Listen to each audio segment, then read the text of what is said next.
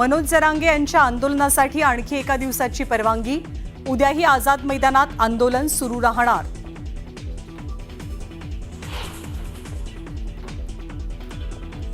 मनोज जरांगे आणि शिंदे समितीची पहिली बैठक निष्फळ। मराठा आणि कुणबी एकच असा जीआर काढावा। मागण्या मान्य झाल्याशिवाय मुंबई सोडणार नसल्याचा मनोज जरांगेंचा निर्धार।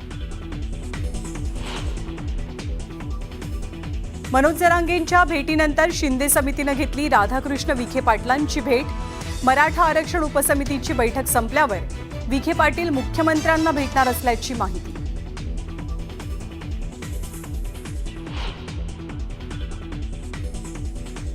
मला असं वाटतं या सगळ्या गोष्टींची उत्तर तुम्हाला एकनाथ शिंदे देऊ शकतात। मराठा आरक्षणासंदर्भातील सर्व प्रश्नांची उत्तरे एकनाथ शिंदे देतील। जरांगे पुन्हा मुंबईत का आले हे सुद्धा शिंदेच सांगतील। राज ठाकरेंची टिप्पणी। घटनेमध्ये बदल करण्याची भूमिका घेतली तरच मराठा आरक्षणाचा प्रश्न सुटू शकतो। तामिळनाडूत होऊ शकतं तर महाराष्ट्रात का नाही? मराठा आरक्षणाबाबत शरद पवारांचं मोठं विधान। तर इतकी वर्ष त्यांनी काय केलं म्हणत अजित पवारांचा टोला। उद्धव ठाकरेंची मनोज जरांगेंसोबत अंबादास दानवेंच्या फोनवरनं चर्चा। तर ठाकरेंनी आंदोलकांना मदत करण्याचं आवाहन केल्याची संजय राऊतांची माहिती।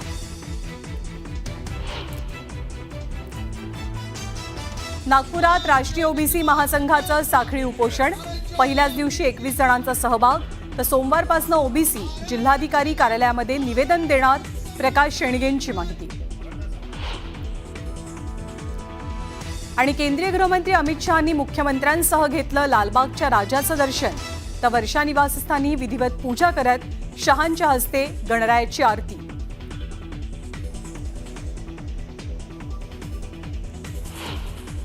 मी वाशिममधून आहे। वाशिमच्या शेंदोना गावाजवळचा पूल पुराच्या पाण्यामुळे खचलाय।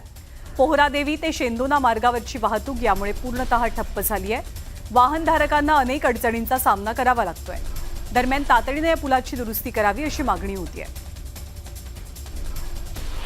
छत्रपती संभाजीनगरच्या जायकवाडी धरणातनं पाण्याचा विसर्ग करण्यात आलाय। यावेळी पुलावरनं एका कार चालकानं स्टंटबाजीचा प्रकार केला। स्टंटबाजीचा हा व्हिडिओ सोशल मीडियात व्हायरल होतोय। चोपडा तालुक्यामध्ये झालेला मुसळधार पाऊस आणि वादळामुळे मका पिकाचं मोठं नुकसान झालं। तर अनेक घरांमध्ये पुराचं पाणी शिरून घरगुती साहित्याचं नुकसान झालंय। त्यामुळे तातडीनं पंचनामे करून शेतकऱ्यांना नुकसान भरपाई मिळावी अशी मागणी होतीये। वाशिमच्या कारंजा शहरात नालेसफाई न केल्यामुळे सखल भागात पावसाचं पाणी साचून राहिलं। त्यामुळे परिसरात चिखलाचं साम्राज्य पाहायला मिळतंय आणि नागरिकांचे तुफान हाल होतात। अकोल्याच्या पिंपळखुटा चांगेफळ इथे मन नदीपात्रात पोहण्यासाठी गेलेले 3 तरुण बुडाले। नदीला पूर आल्यामुळे पाण्याचा अंदाज लागला नाही आणि हे 3 तरुण वाहून गेले। यातील दोघांना वाचवण्यात यश आलंय। तर 24 वर्षीय करण वानखेडे हा तरुण पाण्याच्या प्रवाहात वाहून गेल्याची माहिती आहे। नांदेड जिल्ह्यामध्ये मुसळधार पावसामुळे जनजीवन विस्कळीत झालंय। 13 तालुक्यात अतिवृष्टी झाल्यामुळे मोठं नुकसान झालं। दरम्यान पालकमंत्री अतुल सावेंनी पूरग्रस्त भागाची पाहणी केली आहे।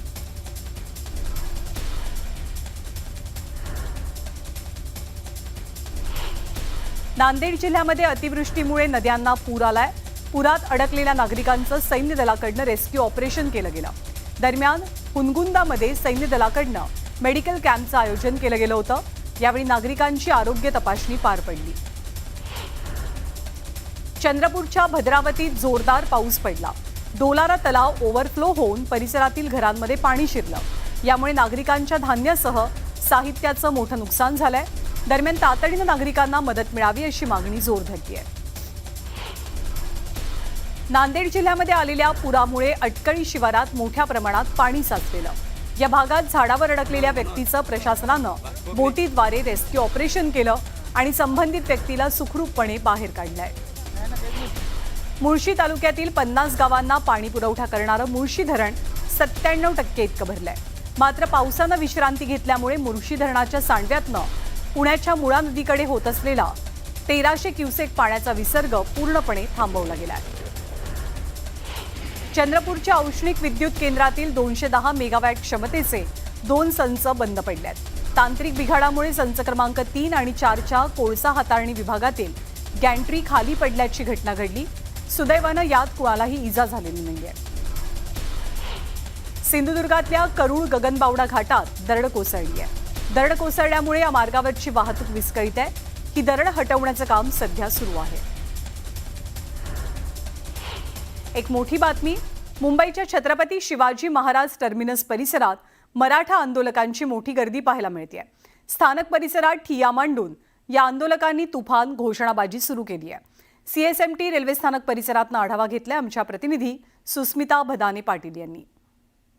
सध्या आपण सीएसएमटी स्थानकात आहोत आणि समोर बघतोय की मोठ्या संख्येनं हे सर्व मराठा बांधव एक मराठा लाख मराठाच्या घोषणा देत एकत्र आलेले आपल्याला पाहायला मिळत आहेत।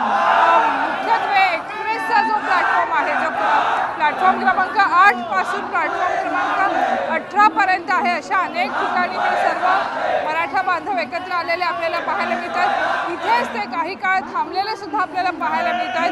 सकाळपासून आपण जर बघितलं तर अनेक ठिकाणी मराठा बांधव मुंबईमध्ये आपल्याला पाहायला मिळतात आणि अशा सगळ्यांशी आपण संवाद साधण्याचा प्रयत्न करूया। कुठं जायचंय स्थानकात, काय थांबलात?